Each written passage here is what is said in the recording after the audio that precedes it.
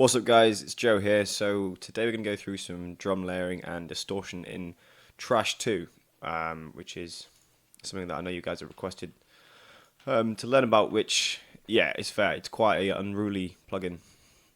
Well, it's very complex and there's lots to go through, so yeah, worth teaching definitely. So I've chosen a snare sample that I kind of reduced some of the splashy tops on it so we could recreate them in Trash. So it by itself sounds a little bit like this. So it's got a cool transient and stuff, and nice body, but the top end splashiness kind of this region dies away really quickly, so that yeah, the tops are kind of only exist for a very short amount of time. And what we want is something a little more like this. Oops.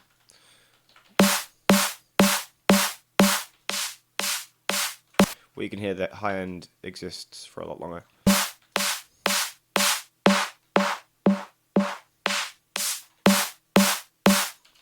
Cool.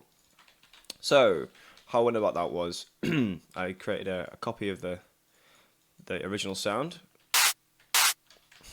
which has been processed by Trash, but that by itself is just, oh no, sorry, that's the white noise layer. So this one is literally just a copy of it. I routed them both to group 1, so they're both kind of being processed by this chain. So if I bypass all the stuff, we're going to have,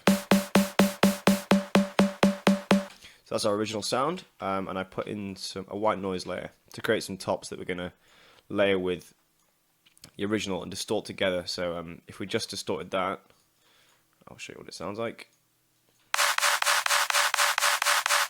Which is okay, but with some more white noise, it kind of pushes the tops through. So the process that's going on here, we'll start bypassing stuff and bring them in one by one. So the first thing to do is the Trash 2 bit, really. So I got onto the faulty setting here. So as you open up Trash, there's loads of different distortion types. I went for faulty and then faulty transistor, I believe. So straight away that's creating quite a lot of cool tops when layered with Trash. Sorry, with the white noise there. But so I generally bring the drive down and start pushing things up and hear what's changing. So my biggest issue with what's happening there is that we still have the resonant low end part of the snare.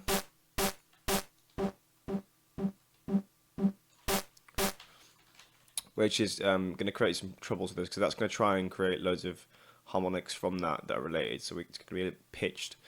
And this top end splash bit doesn't necessarily want to be pitched, so I've put in an EQ beforehand that kind of is taking that out, and then I'm going to push up the drive again.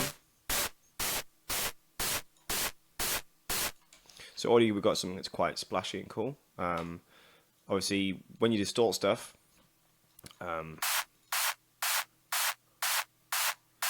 you create loads of harmonics. That's kind of what distortion is. When you do that, when it gets past a certain point, depending on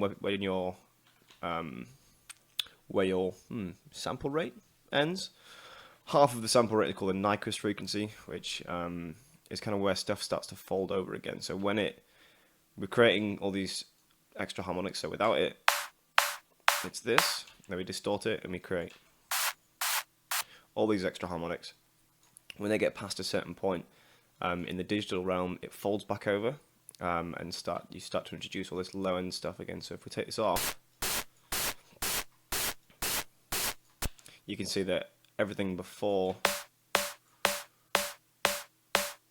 well, it's kind of folding over back into this low end region, and we're getting all this rumble